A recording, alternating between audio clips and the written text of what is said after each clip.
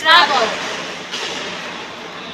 An internationally popular word game where word power, strategy, and luck are equally important. A word game in which 2 to 4 players score points by placing tiles onto a game board, which is divided into a 15 by 15 grid of squares. Recognized as an excellent means for increasing vocabulary and word power, helps improve analytical skills and sharpens mathematical ability.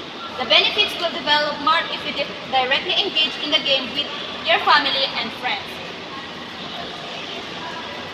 So, history of Scrabble. In 1931, Alfred Kosher Gotts translated his lifelong love of crossword puzzles into a board game.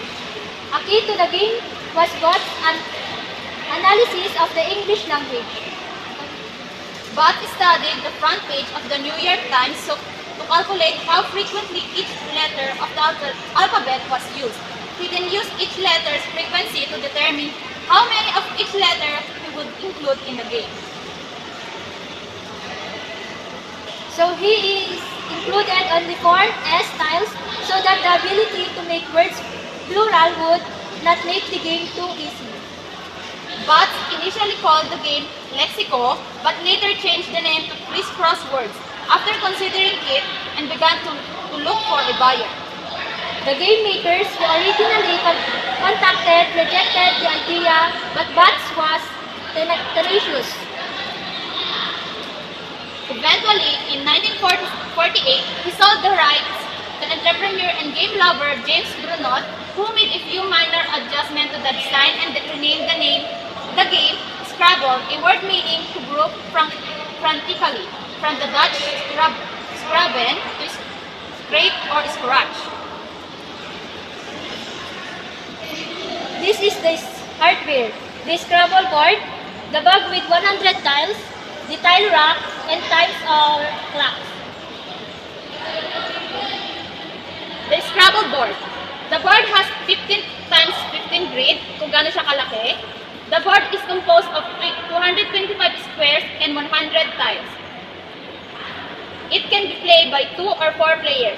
So, here, 15 by 15 grid yung laki ng Scrabble, and then yung mga box na nasa loob or naka-drawing doon is mga nasa 225 square and may 100 tiles siyang gagamitin. It can be played by 2 or 4 players, which means yung mga maglalaro is hanggang 2 to 4 pwede lang. Some of these squares are premium. The double letter score, the triple letter score, and the double word score, and the triple word score. Points per letter. 1 point. 1 point kapag yung tiles is A, E, I, O, U, L, N, R, S, T. 2 points naman kapag D, G, and 3 points kapag B, C, and P. Points per letter. So, yung 4 points is F, H, V, W, Y. 5 points, the letter K. 8 points, letter J and X. And the 10 points is Q and Z. Before the game, players' turns. Put all letter tiles into the tile bag or many suitable containers. Draw for the first play. The player drawing the letter nearest the beginning of the alphabet plays first. A black supersedes all other tiles. Return the tiles into the bag and reshuffle. Each player draws 7 tiles and place them on his square track. Turn of players follow clockwise. So, dito sa player's turns, kailangan dito lahat ng tiles merong nakalagay siya sa into bag or something container para ma-shuffle siya. And then, kapag maglalaro na siya, yung 3 or 2 to 4 members, kailangan mag-turning sila. And then, kailangan 7 tiles ang each player ang bubunutin. And then, kapag gagawa na sila ng words, sublatan na lang sila. Words judge. To decide word challenges, a word judge is selected by the players who may be one of them. He or she may also act as the scorekeeper who keeps a tally of each player's score entering it after each turn. So dito, may isang judge kung saan siya ang mag-check ng wording na ilalapag ng player na yon, and siya na rin ang magiging scorekeeper nila. Before the game, dictionary. Before the game begins, the players must first agree on the dictionary to be used in setting challenges on what words to allow or not to allow. So, start of play, the first player forms a word with 2 or more of his or her letters and positions it on the board to read across or down with 1 letter on the center or MB square. Placing a word diagonally on the board is not allowed.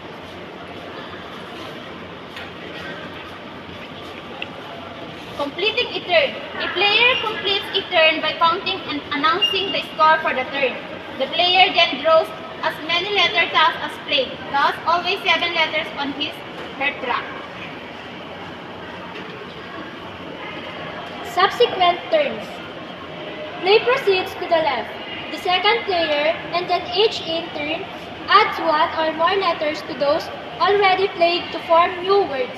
All letters played on turn must be placed in 1 or down the board to form 1 completed word. Forming new words. New words may be formed by adding 1 or more letters to a word or letters already on the board. Placing a word at right angles to words already on the board. The new word must use 1 of the letters already on the board or add a letter to it.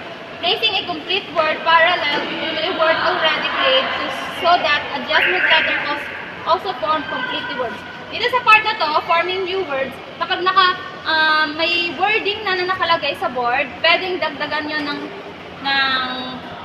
susunod sa kanya ng words or magdagdag siya ng tiles to form another words. For example is word. Pwedeng lagyan ng S to become words. Blank tiles. The 2 blank tiles may be used as any letters. When playing a blank, the player must state which letter it represents.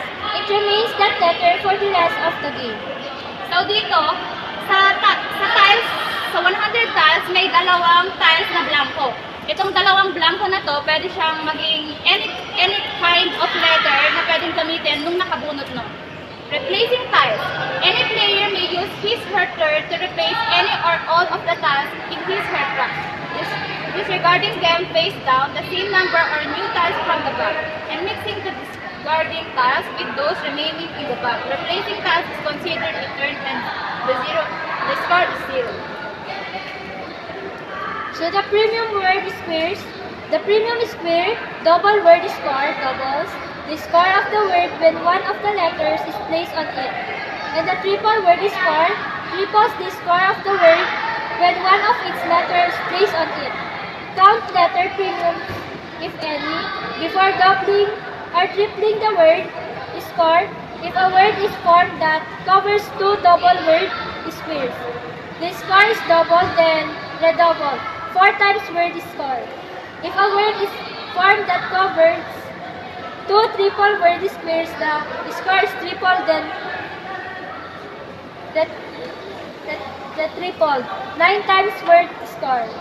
So dito sa premium word score, sa board, makikita natin may double word score at triple word score. Kapag nagbaba ang player ng words at nasagasaan or napatungan niya yung double word scores or triple word score, yung letter na yon, which is example is L, kung ilan ang points ng L, madodouble sa word score, kung sa double word score siya na ibaba, or magiging triple word score siya kung sa triple word siya nakababa.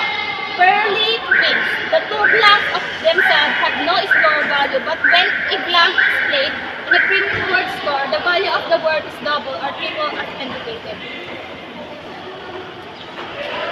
Passing. A player may voluntarily miss a turn. Instead of placing tiles on the board or replacing tiles, a player may also decide to pass whether or not he or she is able to make a word or words. Passing a turn scores 0. Challenge. Any word may be a challenge before the next player starts his turn.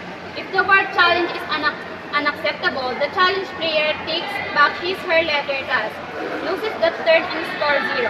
If the word challenge is acceptable, the score is entered in the game with no penalty to to the charger. The turn score. Scoring the game.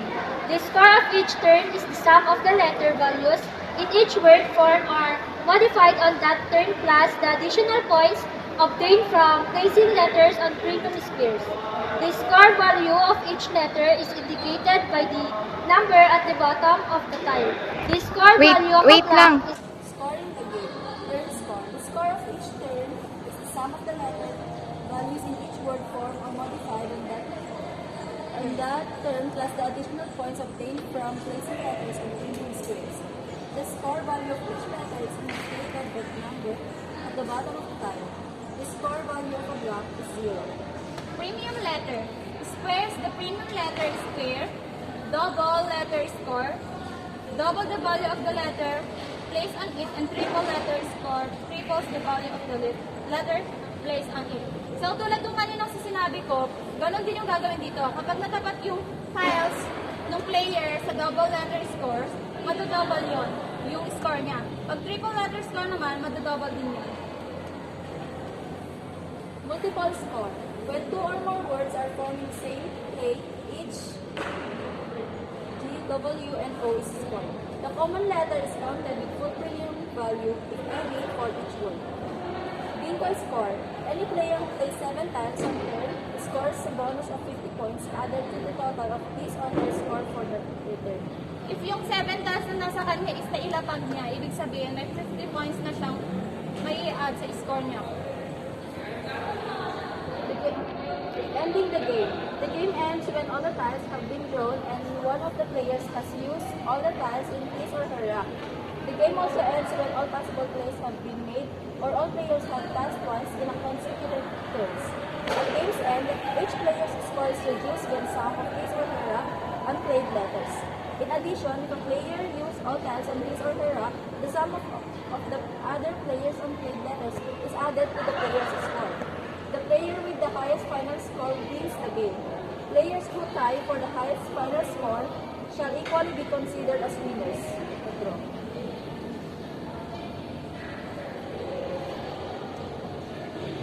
Basic move.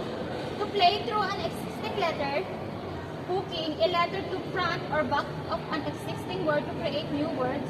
Extension play, extending a pre-existing word. Parallel play, placing a word parallel to an existing word such that more than one word in a form. A bingo is a move in which all 7 tiles are used. A bonus of 50 points is added to the score for scoring a bingo. Basic moves. Example with the A, R, M, or R already played on the board and the 7 tiles on your rack being U, B, D, and A, H, S. Playing through an existing letter. Hooking a letter to the front or back of an existing word to create new words. Extension play, extending a pre-existing word. Parallel play, placing a word parallel to an existing word such that more than one word is formed. Bingo. All 7 tiles are used plus 50 points. That's all, classmates. Thank you for listening.